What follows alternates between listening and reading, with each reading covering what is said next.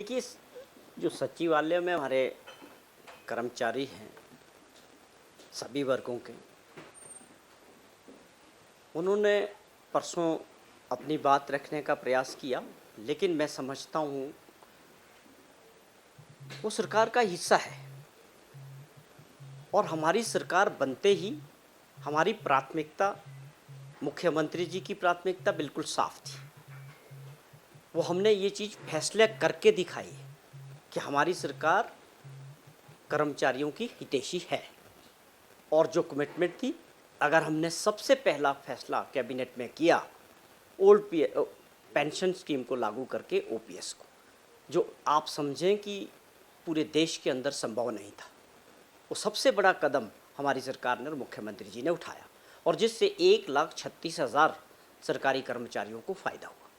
और उस वक़्त जो मीटिंग्स का दौर था, उस वक़्त इनकी कमिटमेंट भी थी कि हमें ये 5 साल लगातार पिछली सरकार में जो है प्रदर्शन करते रहे। पिछली सरकार में किसी ने इनकी बात को गंभीरता से नहीं लिया, ना सुना, लेकिन हमारी कांग्रेस पार्टी की ये कमिटमेंट थी कि सरकार बनते ही हम आपके इस फैसले को लागू करेंगे और हमने किया। हम देश के अंदर पहला राज्य बना, हिमाचल प्रदेश, कि हमने अपने कर्मचारी भाइयों की जो समस्या थी, और बहुत बड़ी समस्या थी, आप समझें कि जिन लोगों को 3700 रुपया पेंशन मिल रही थी नई स्कीम के तहत, उनको ओल्ड में आने के बाद 37,000 रुपया पेंशन मिल रही है। ये फैक्ट है, ये लागू हो चुकी है, इसका लाभ लाखों कर्मचारियों को, इन्हीं भाइयों को मिल रहा है। तो हमारी जो आर्थिक स्थिति है, जहाँ तक डीए का सवाल है या इनके एरियर्स का सवाल है, उसकी लाइबिलिटी हमने बार बार मीडिया के ज़रिए भी और श्वेत पत्र जारी किया विधानसभा में भी कि कितनी पिछली सरकार हमारी लाइबिलिटी छोड़ के गई है। जहाँ तक आप बोझ का बात करें, वो 75,000 करोड़ रुपए का बोझ अलग है, लोन्स अलग हैं, उसके अलावा 10,000 करोड़ रुपए के ऊपर की जो देनदारियाँ, वो केवल सरकारी कर्मचारियों की और पेंशनर्स की पिछली सरकार छोड़ के गई है। हमारी सरकार ने और मुख्यमंत्री जी ने इस बात को जिक्र किया कि हम इसको देने के लिए प्रतिबद्ध हैं, बार बार इसका जिक्र किया।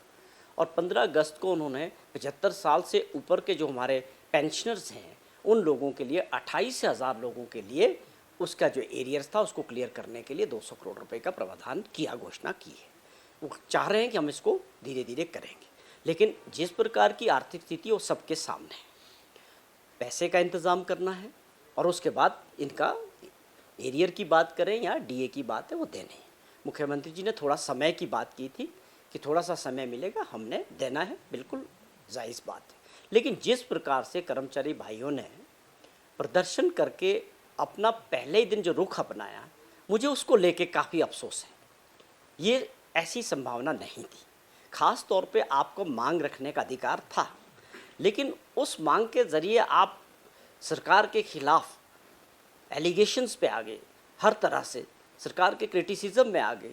और आप जानते हैं कि आर्थिक स्थिति सेक्रेटरीट में बैठे हुए लोग और एम्प्लॉय से बेहतर समझते हैं, और सरकार, हमारी मुख्यमंत्री फैसले ले रहे हैं, कड़े फैसले ले रहे हैं। वो आपके सामने है कि किस प्रकार से बिजली बोर्ड को बचाने की बात हो रही है, एचआरटीसी को बचाने की बात हो रही है, दूसरे बोर्ड्स एंड कॉरपोरेशंस हैं, उनको मीटिंग्स लेके मुख्यमंत्री देख रहे हैं कि जो लॉस में लगातार घाटे में चल रहे हैं, उनको किस प्रकार से मर्ज करके और क्या तरीका रहे कि जिससे ये बोझ कम हो। तो ये हमारी सरकार कर्मचारी हितैषी है, वो तो स्वाभाविक है, पर हमें इस बात का अफसोस हुआ कि जिस प्रकार का रवैया सेक्रेटरीट के कर्मचारियों ने अपनाया और जो भाषा का प्रयोग किया, मैं समझता हूँ, मुझे और सरकार को ऐसी उम्मीद नहीं थी। होना ये चाहिए था कि इनको अपनी मांग रखनी चाहिए थी, इनका अधिकार है, और उसको लेके अधिकारियों से, मुख्यमंत्री जी से जो भी इनकी डिमांड थी उसको लेके बात होनी चाहिए, चर्चा होनी चाहिए, टेबल पे बैठ के होती है बातें। लेकिन ये इस तरह की भाषा और इस तरह थ्रेट वाली बात क्यों आई? कोई डेडलॉक तो नहीं है इसमें, सिर्फ समय की बात है कि आर्थिक स्थिति को ठीक करना है, पैसे का इंतज़ाम कर रहे हैं मुख्यमंत्री जी और उनकी टीम लगी है इस बात को। थोड़ा सा समय मांगा था, और आप अच्छी तरह समझ रहे हैं कि प्रदेश की आर्थिक स्थिति क्या है। और बात सही है कि और भी बहुत सारे ऐसे वर्ग हैं जिनके लिए सरकार को काम करना है।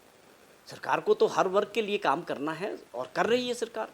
अगर आप देखें कि किसानों के लिए, बागवानों के लिए, बेरोज़गारों के लिए, हर वर्ग के लिए सरकार को योजनाएं बनानी है। तो मैं समझता हूँ कि सरकारी कर्मचारी भाइयों से मेरी तो यही अपील रहेगी कि अभी भी उनको जो है इस मुद्दे को लेके जो डीए की जो बात और एरियर्स की जो बात है, उनको सरकार के साथ बातचीत के ज़रिए इन चीज़ों को रखना चाहिए, अपनी बात रखनी चाहिए, अपना पक्ष रखना चाहिए और सरकार का पक्ष भी समझना चाहिए। और मैं समझता हूँ मिल बैठ के, टेबल पे बैठ के ये बातें सुलझाई जा सकती है। ये इतना गंभीर विषय नहीं है, ख़ास तौर पे ऐसी सरकार जो आपके साथ खड़ी है, जिसको आप लोगों के मदद से बने भी है, आप लोगों ने बनाया है। और हमारे 1.5 साल के कार्यकाल में बहुत सारे ऐसे फैसले लिए गए जो कर्मचारियों के हित में थे।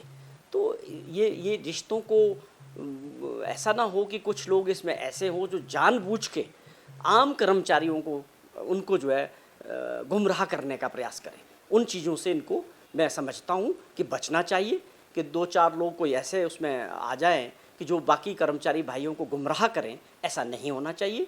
और हमारी प्राथमिकता बिल्कुल साफ़ है कि जैसे ही जल्दी से जल्दी जो इंतज़ाम हो रहा है, आर्थिक स्थिति आपके सामने है, आपदा के दौरान बहुत नुकसान हुआ, प्रदेश किन परिस्थितियों से गुजरा वो आपके सामने है, क्या हालात है। तो इन चीज़ों को मैं समझता हूँ इनको भी इस चीज़ पे गौर करना चाहिए, क्योंकि छुपी हुई नहीं है बात कोई। और हमारी मंशा साफ़ है, मैं समझता हूँ कि बातचीत के ज़रिए ये मसला सॉल्व हो जाए।